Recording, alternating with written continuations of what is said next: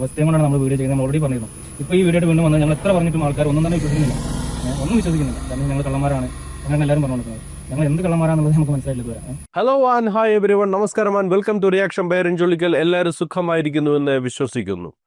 ഒരു നറുക്കെടുപ്പുണ്ടാക്കിയ പുലിവാലികളെ, ആദ്യമേ തന്നെ ഈ സംഭവം വരുന്ന സമയത്ത് പലരും ഇക്കാര്യത്തെക്കുറിച്ച് വാൺ ചെയ്തത് ഇതൊരിക്കലും ഒരു സ്ട്രെയിറ്റ് ഫോർവേഡ് ആയിട്ടുള്ളൊരു കാര്യമായിരിക്കില്ല.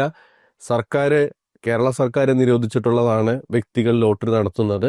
കർണാടക സർക്കാർ ലോട്ടറി തന്നെ നടത്താൻ സമ്മതിക്കാത്തതാണ്. ഈ രണ്ട് സ്റ്റേറ്റിലും വരുന്ന ഒരു സംഭവത്തിന് നിയമപരമായ സാധുത ഉണ്ടാവില്ല. അതുകൊണ്ട് ഇത്തരം കാര്യങ്ങൾ കൊണ്ട് തലവെച്ചു കൊടുക്കരുതെന്ന് ഒരുപാട് പേര് വാൺ ചെയ്തിട്ട് ഏകദേശം 8300 ജില്ലാൻ പേര് ഇതിൻ്റെ പിന്നാലെ പോയി. ഇപ്പോൾ ഇതിൻ്റെ കഥ പോകുന്നത് നറുക്കെടുപ്പ് നടത്തിയവരൊന്നും ഇപ്പോൾ പിക്ചറിലില്ല. ഇപ്പോൾ വന്നിരിക്കുന്നത് സമ്മാനം കിട്ടിയവരുടെ ദീനരോധനങ്ങളാണ്. ഞാൻ ആ ദീനരോധനം എന്ന് പറയാൻ കാരണം ഇതൊന്നും വിലപ്പോവില്ല എന്നുള്ളത് കൊണ്ടാണ്. കാര്യം ശരി, ഇതിനകത്ത് ഇപ്പോൾ അയാളുടെ മകൻ, നാസറിന്റെ മകൻ എന്ന് പറയുന്ന വ്യക്തി ഒരു വീഡിയോ 10-40 മിനിറ്റുള്ള ഒരു വീഡിയോ ചെയ്തിട്ടുണ്ട്. അതിൽ അയാളുടെ അവസ്ഥയെക്കുറിച്ച് പറയുന്നുണ്ട്. സമ്മാനം കിട്ടിയെന്ന് പറയുന്ന വ്യക്തി അയാളുടെ അവസ്ഥയെക്കുറിച്ച് പറയുന്നുണ്ട്. ഈ അവസ്ഥയെക്കുറിച്ച് പറയുമ്പോഴൊക്കെ ഇതിനകത്ത് 100% സത്യമുണ്ടെങ്കിൽ പോലും ഇതെല്ലാം കെട്ടിവെച്ചിരിക്കുന്നത് ഒരു ട്രാൻസ്പെറൻ്റായി നടക്കാതിരുന്ന ഒരു പ്രോസസ്സിലേക്കാണ്. യാതൊരു വിധത്തിലും സുതാര്യതയുമില്ലാതെ നടന്ന ഒരു പ്രോസസ്സിലേക്കാണ് നിങ്ങളുടെ ഈ കഥകളൊക്കെ കെട്ടിവെക്കുന്നത്. അതുകൊണ്ട് തന്നെയാണ് ആളുകൾ ഇപ്പോഴും ചോദിച്ചു, ഞങ്ങൾ ആളുകൾ വിശ്വസിക്കുന്നില്ല. എന്തുകൊണ്ട്? കാരണം നിങ്ങളെല്ലാം അലൈൻഡായിരിക്കുന്ന ഒരു സംഭവം വിശ്വസനീയമായി നടക്കാത്തതുകൊണ്ടാണ്. പ്രിയപ്പെട്ട പ്രേക്ഷകർ കാര്യം മനസ്സിലുണ്ടാവും. ഇതിപ്പോൾ സമ്മാനം കിട്ടിയ വ്യക്തി സംസാരിച്ച കാര്യമാണ് നിങ്ങൾ കണ്ടത്. വീട് ലോട്ടറിയുമായിട്ട് ബന്ധപ്പെട്ട നറുക്കെടുപ്പും ആ നറുക്കെടുപ്പിൽ നടന്നുള്ള മുങ്ങിത്തപ്പിയുള്ള കണ്ടെത്തൽ, വിജയെ കണ്ടെത്താൻ വേണ്ടി ഒരു മുങ്ങൽ വിദഗ്ധം പോലെ അങ്ങനെ തന്നെ. ഇപ്പം മാൽപ്പ എന്നൊക്കെ പറയുന്ന മുങ്ങൽ വിദഗ്ധം നമ്മൾ കേട്ടിട്ടുണ്ട്, കർണാടകയിലാണ്. അയാൾ പോലും നടത്താത്ത മുങ്ങൽ വിദഗ്ധതയുമായി ഒരാൾ നറുക്കെടുപ്പ് കുറ്റിയിലേക്ക് കൈയിട്ട് വാരി സമാനമായ രീതിയിൽ 1ാം സമ്മാനവും 2ാം സമ്മാനവും നേടിയ വ്യക്തികളെ തിരഞ്ഞെടുക്കുന്നു. അത് ഉണ്ടാക്കിയ സംശയം ആളുകൾ സംസാരിച്ചു തുടങ്ങി. അതാണ് ഇപ്പോൾ സമ്മാനം കിട്ടിയ ആൾക്കാർ എക്സ്പ്ലനേഷൻ ആയിട്ട് വന്നിരിക്കുന്നത്. അവരുടെ എക്സ്പ്ലനേഷനിൽ പ്രത്യേകിച്ച് വിഷയമായിട്ട് ബന്ധപ്പെട്ടൊന്നുമില്ല, അവരുടെ ജീവിത സാഹചര്യങ്ങളെക്കുറിച്ച് പറയുന്നു. അപ്പം ഞാൻ ഈ സമയത്ത് വിചാരിക്കുന്നത്, ഈ ഒരു കഥ പറയുന്നതോടെ ആളുകൾക്ക് ഉള്ള ഒരു ദേഷ്യം കുറയുമെന്നും ഇവരുടെ അവസ്ഥ അനുസരിച്ച് നോക്കി എന്തെങ്കിലും ആട്ടെ അവർ ജീവിച്ച് പോട്ടെ എന്ന് വിചാരിക്കുന്ന ധാരണയിലെ കാര്യങ്ങൾ കൊണ്ടുപോകുമെന്നാണ്. അങ്ങനെ എത്തിക്കഴിഞ്ഞാൽ പിന്നെ ഈ പറയുന്ന പോലെ പാണ്ടിക്കാട് കുഞ്ഞാനായാലും ഈ നറുക്കെടുപ്പ് നടത്തിയവരായാലും ഇത് പ്രൊമോട്ട് ചെയ്തിട്ടുള്ള പല യൂട്യൂബേഴ്സായാലും അവർക്കൊന്നും എക്സ്പ്ലനേഷൻ കൊടുക്കേണ്ട കാര്യമില്ല. കാരണം ഈ സെന്റിമെന്റ്സിന്റെ കുറേ ആൾക്കാർ പോയിക്കോളും എന്നറിയാം. ഇതിൽ പറയുന്ന ബാക്കി കേട്ട് നോക്കാം. ഒരു പ്രൈസ് അടിച്ചു എന്നുള്ളത് ഭയങ്കര ഉദ്രവമായി നമ്മൾ പറയാം. വീണ്ടും നമ്മൾ വേണമെങ്കിൽ പറയാം. കാരണം ഞങ്ങൾ ആ വീട് എന്തായാലും നമ്മൾ പുള്ളിക്കാരൻ തിരിച്ചു കൊടുക്കില്ല, കൺഫേം ആണ് തിരിച്ചു കൊടുക്കില്ല. അതിപ്പോൾ നമ്മൾ ഈ പല ആൾക്കാരും വരുന്ന 1 കോടി 2 കോടി 3 കോടിയുടെ വീടൊക്കെ ഉണ്ടെങ്കിൽ നിങ്ങൾക്ക് അവിടെ പോയി പരിശോധിച്ച് പറയാം. മാക്സിമം ഒരു 30 ലക്ഷം രൂപ 40 ലക്ഷം രൂപ മാക്സിമം വീട് കിട്ടുള്ളൂ. അത്രയുള്ള വീടേ ഉള്ളൂ. 15 വർഷം 20 വർഷത്തിൽ പഴക്കം തോന്നുന്ന വീട് കണ്ടിട്ട് അത്രയുള്ള വീടെന്ന് പറയുന്നത്. അതായത് ഇവര് തന്നെ ഇപ്പം മതിപ്പ് നോക്കിയിട്ട് പറയുന്നത് 40 ലക്ഷം 30 ലക്ഷം മതിപ്പുള്ള വീടിൽ ഈ വീടിനെ കുറിച്ചുള്ള കഥ നമ്മൾ ആദ്യം കേൾക്കുന്നത് എങ്ങനെയാണ്?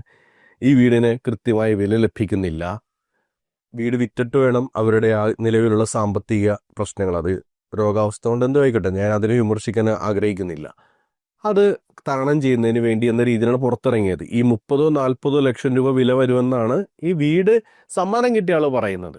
അവരത് എസ്റ്റിമേറ്റ് ചെയ്ത് 60 ലക്ഷത്തിനാണെന്നാണ് പിന്നീട് മനസ്സിലായത്. 60 ലക്ഷം, പിന്നെ അതിൻ്റെ ഒപ്പം ഒരു ജിംനി, ബൈക്ക്, സ്കൂട്ടർ, സ്വർണ്ണ നാണയങ്ങളൊക്കെ കൊടുത്തു. ഇതെല്ലാം ചേർത്ത് വെച്ചിട്ടും ഇവരുടെ ടാർഗറ്റ് 1.5 കോടി രൂപയായിരുന്നു.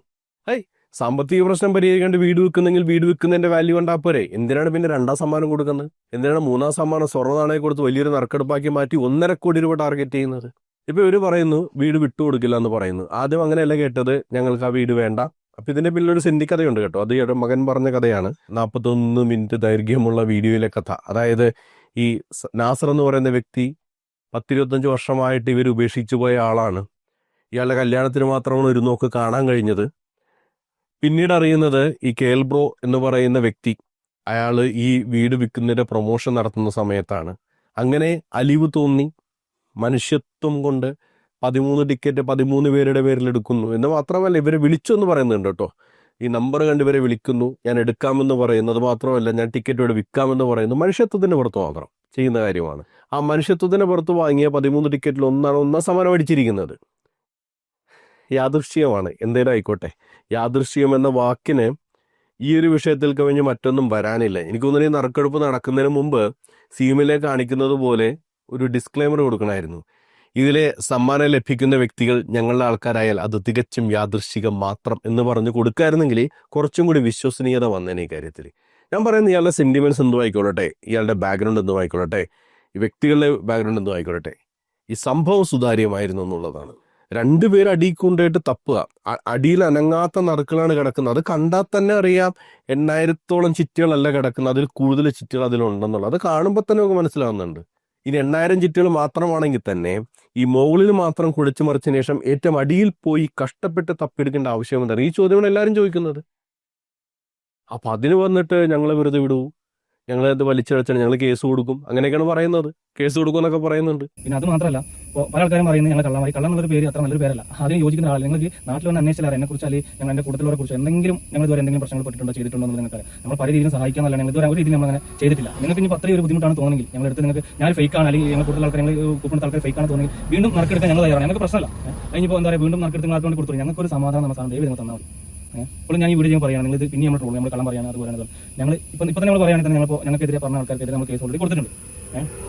ഓൾറെഡി എന്തൊക്കെയുണ്ട് കേസ്, സൈബർ ക്രൈമായിട്ട് കേസ് കാര്യങ്ങൾ ഫയൽ ചെയ്തിട്ടുണ്ട്, ഓൾറെഡി കൊടുത്തിട്ടുണ്ട്. നമ്മൾ കൂടുതൽ ആൾക്കാരെ നമ്മൾ സപ്പോർട്ട് വക്കീലായിട്ട് സംസാരിച്ച് ഓൾറെഡി നമ്മൾ സപ്പോർട്ട് ചെയ്തവരെ നമ്മൾ കാര്യങ്ങളൊക്കെ ചെയ്തിട്ട് ഓൾറെഡി അതിലേക്ക് പോയിട്ടുണ്ട്. അപ്പോൾ ദയവ് ചെയ്ത് ഞങ്ങൾ ഉപദ്രവിക്കരുത്. ഇനി ഇതിന്റെ മേലിൽ എന്തൊക്കെ പ്രശ്നം വരും ഞങ്ങൾക്കറിയാം. കാരണം ഞങ്ങൾക്ക് ജീവിക്കണമെങ്കിൽ പഠിക്കണം. പണി പോലും ഇല്ലാത്തൊരു അവസ്ഥയാണ് ഇപ്പോൾ. പല പണികളും ഞങ്ങൾ ഒഴിവായി. കാരണം വെച്ചാൽ 8-9 വർഷം ഈ ഫീൽഡിൽ വർക്ക് ചെയ്യുന്ന വ്യക്തിയാണ്. അവനൊരു അത്യാവശ്യം വർക്കും കാര്യങ്ങളൊക്കെ ഒരാളാണ്. അല്ലെങ്കിൽ അതുകൊണ്ടാണ് ഞാൻ ആ ഫീൽഡിലേക്ക് പോയത്. കാരണം ഒന്നിച്ച് കുറച്ച് വലുതാക്കി ചെയ്യാൻ പണ്ട് പോലെ അതിനെക്കുറിച്ച് വലിയ കാര്യങ്ങളൊക്കെ ചെയ്യാൻ അല്ലെങ്കിൽ ചെയ്യണം ഞങ്ങളുടെ ആഗ്രഹങ്ങളാണ്. ഒരു ആഗ്രഹമില്ലാത്ത മനുഷ്യന്മാരുണ്ടാവില്ല. പക്ഷേ ഞങ്ങൾ ഒരിക്കലും ഈ ഒരു തെറ്റിലേക്ക് എന്തായാലും പോയിട്ടില്ല. നിങ്ങൾ വിശ്വസിച്ചാലില്ലെങ്കിലും ഒരിക്കലും ഞങ്ങൾ തെറ്റിലേക്ക് പോയിട്ടില്ല. അപ്പോൾ ഇയാള് പറയുന്ന കാര്യം വെച്ചോടെ നേരത്തെ പറഞ്ഞത് അങ്ങനെയല്ല. നേരത്തെ പറഞ്ഞത് ഞങ്ങള് വീട് വിട്ടുകൊടുക്കില്ല എന്ന് പറയുന്നത്, ഇപ്പൊ പറയുന്നത് വേണ്ട 2ാമത് നറുക്കെടുപ്പ് നടത്താൻ തയ്യാറാണെന്ന് പറയുന്നത്. സത്യത്തിൽ നിങ്ങൾ ഇവരോടാണ് സംസാരിക്കേണ്ടത്. 8,000-ഓളം ആളുകൾ ചതിക്കപ്പെട്ടിരിക്കുന്ന ഒരു ഫീൽ കിടക്കുകയാണ്. അപ്പൊ അവർക്ക് വേണ്ടിയിട്ടാണ് ബാക്കിയുള്ള ആൾക്കാരൊക്കെ സംസാരിക്കുന്നത്. അവർ നിങ്ങളെ കള്ളനാക്കിയോ എന്നുള്ളത് ഒരു പ്രശ്നമായ കാര്യമാണ്. നിങ്ങൾക്ക് അതിനെതിരെ കേസ് കൊടുക്കാം. പക്ഷെ എന്തായാലും ഞാൻ നിങ്ങളെ കള്ളനാക്കി സംസാരിച്ചിട്ടില്ല. പക്ഷേ നിങ്ങൾ ഈ പറഞ്ഞ നിങ്ങൾ ഈ നിഷ്കളങ്കമായ കാര്യങ്ങളെല്ലാം ചെന്ന് നിൽക്കുന്നത് ഒരു ഉടായ്പിലാണ് ചെന്ന് നിൽക്കുന്നത്. ആ ഉടായ്പയോട് ബന്ധപ്പെട്ടാണ് നിങ്ങളുടെ പേരും നിങ്ങളുടെ ഈ ഐഡന്റിറ്റിയൊക്കെ പുറത്തു വന്നത്. അപ്പൊ അതിൽ നിങ്ങൾ അതിനകത്ത് ഉൾപ്പെടുത്തിയ ആൾക്കാരോടാണോ, അല്ലെങ്കിൽ അതിൽ പെട്ടുപോയി അതിന് ഒരു ശരിയായ നറുക്കെടുപ്പ് നടത്തണമായിരുന്നു, അതിൽ തെറ്റുണ്ടെന്ന് ചൂണ്ടിക്കാണിച്ചവർക്കെതിരെയാണോ നിങ്ങൾ കേസ് കൊടുക്കേണ്ടത്? ആർക്കെതിരെയാണ് നിങ്ങൾ കേസ് കൊടുക്കേണ്ടത്? ഇതൊരു സുതാര്യമായ സംഭവമാണ് നിങ്ങൾക്ക് തോന്നുന്നത്. ഇപ്പൊ ഇത്രയും വീഡിയോ ഒക്കെ ഞാൻ കണ്ടുകൊണ്ടോ ഇവരുടെയൊക്കെ ഇത്രയും വീഡിയോയിലും കാണാത്തൊരു കാര്യമുണ്ട്. ഈ 13 ടിക്കറ്റ് വാങ്ങിയതിന് തെളിവ് എവിടെ? അപ്പൊ അയാളുടെ മകൻ പറയുന്നു ഞാനാണ് ആ 13 ടിക്കറ്റ് മേടിച്ചത്, എന്നിട്ട് 13 ടിക്കറ്റ് പല കൂട്ടുകാരുടെ പേരിൽ മേടിച്ച് ഇറ്റ്സ് എ ബിനാമി ഡീൽ. വേറെ ആളുടെ പേര് നിങ്ങൾ വാങ്ങിയിട്ടുണ്ടെങ്കിൽ ഇറ്റ്സ് എ ബിനാമി ഡീൽ. അത് ചിലപ്പോൾ നിങ്ങളെ ബിനാമി ഇടപാടെന്ന് പറയുന്ന അത്രയും വലിയൊരു സ്ഥലത്തേക്ക് കൊണ്ടുവരാൻ പറ്റിയില്ലെങ്കിലും നിങ്ങളുടെ പേരിലല്ലാതെ നിങ്ങളൊരു സംഭവം മേടിച്ചിരിക്കുന്നു എന്ന് പറയുന്ന ഒരു ബിനാമി ഡീലാണ്. അപ്പൊ അതിലേക്ക് നിങ്ങളെ വലിച്ചിട്ടത് ആരാണ്? ഇയാളുടെ മകനാ. സമ്മാനം കിട്ടിയിരിക്കുന്ന ആർക്കാണ്? ഇയാളുടെ മകൻ എടുത്തിരിക്കുന്ന ടിക്കറ്റിന്. ആരുടെ പേരിലായാലും ആരെടുത്തതായാലും ഇയാളുടെ മകൻ എടുത്ത ടിക്കറ്റിനാണ് സമ്മാനം കിട്ടിയിരിക്കുന്നത്.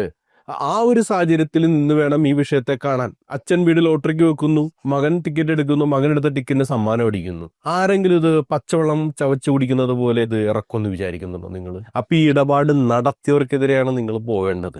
യൂട്യൂബേഴ്സ് പറയുന്ന പല കാര്യങ്ങളുണ്ട്, ഞങ്ങൾ അത് ചെയ്ത് പിന്നെ പല യൂട്യൂബേഴ്സ് പറയുന്നു എന്താ പറയുന്നത്, പല സ്ഥലത്തും പല ഭാഗങ്ങൾ മാത്രം കട്ട് ചെയ്ത് അപ്പോൾ വീഡിയോ പോയി കട്ട് ചെയ്ത് ഇപ്പോൾ വീഡിയോ പോയി കട്ട് ചെയ്ത് അങ്ങനെയാണ് ഇപ്പോൾ നിലവിൽ ചെയ്തുകൊണ്ടിരിക്കുന്നത്. അതിൽ എന്താ അർത്ഥം? നിങ്ങൾ എല്ലാ ഫുൾ വീഡിയോ ആയിട്ട് കണ്ടു നിങ്ങൾ എന്തൊക്കെയാണ് പറയുന്നത്.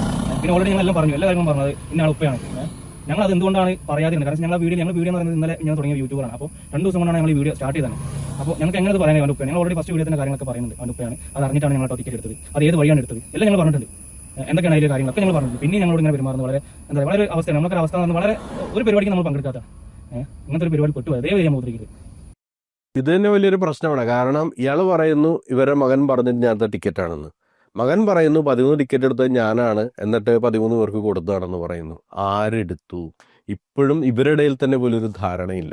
ഈ സംഭവമാണ് ഇനി ജനങ്ങളെ വിശ്വസിപ്പിക്കാൻ ഇറങ്ങിത്തിരിക്കുന്നത്. നിങ്ങൾ ഇതിനകത്ത് ചിലപ്പോൾ ഈ പറയുന്ന പോലെ ഈ സാഫി ആയാലും നാസറിന്റെ മകനായാലും ചിലപ്പോൾ കുറ്റക്കാരായിരിക്കില്ല.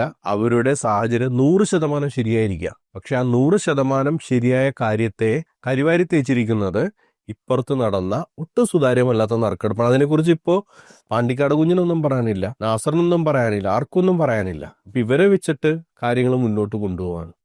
അങ്ങനെ വന്നു കഴിഞ്ഞാൽ നേരത്തെ പറഞ്ഞ പോലെ ഓൾറെഡി അയാളുടെ ഒരു സാമ്പത്തിക അവസ്ഥയിൽ ആൾക്കാർക്ക് സെന്റിമെന്റ്സ് തോന്നിയാണല്ലോ ടിക്കറ്റ് എടുത്തത്. അവർ വിചാരിക്കുന്നത് എന്താ, 1000 രൂപ പോയെങ്കിൽ പോട്ടെ. ഇത് തന്നെയാണ് ഈ വിഷയത്തിൽ ഒരു അഡ്വാൻറ്റേജ് എന്ന് പറയുന്നത്. നറുക്കെടുപ്പ് നടത്തുന്ന ഒരു അഡ്വാൻറ്റേജ് അതാ.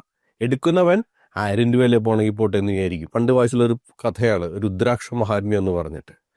ഒരു രുദ്രാക്ഷത്തിന് 1 രൂപ അങ്ങനെ വെച്ചിട്ടാണ് തുടങ്ങുന്നത്. പിന്നീട് 100 രൂപയുടെ രുദ്രാക്ഷം വെക്കുന്നു. അവർ അഡ്വാൻറ്റേജ് എന്ന് പറയുന്നത് ഒരു രുദ്രാക്ഷത്തിന് 1 രൂപ ചെലവാക്കുന്നവൻ ഒരിക്കലും ആ 1 രൂപ ക്ലെയിം ചെയ്യാനായിട്ട് വരില്ല. 1 രൂപയല്ലേ പോണെങ്കിൽ പോട്ടെ എന്ന് വിചാരിക്കും. പക്ഷെ കിട്ടുന്നവൻ അങ്ങനെയല്ല. കിട്ടുന്നവന് 1 ലക്ഷം പേര് 1 രൂപ വെച്ച് അയച്ചാൽ അവന് 1 ലക്ഷം രൂപ കിട്ടി. പക്ഷെ അയക്കുന്നതിന് ഒറ്റയടിക്ക് 1 ലക്ഷമാണ് പോയിരുന്നെങ്കിലോ അവൻ വെറുതെ ഇരിക്കുമോ? ഇല്ല, അവൻ ഇറങ്ങി ഇതിന്റെ പുറകെ നടക്കും. ഇപ്പോൾ വീടിന്റെ കാര്യത്തിലായാലും 83 ലക്ഷം രൂപ ഒറ്റയടിക്ക് പോയൊരുത്തനാണെന്നുണ്ടെങ്കിൽ അവൻ വെറുതെ ഇരിക്കില്ല.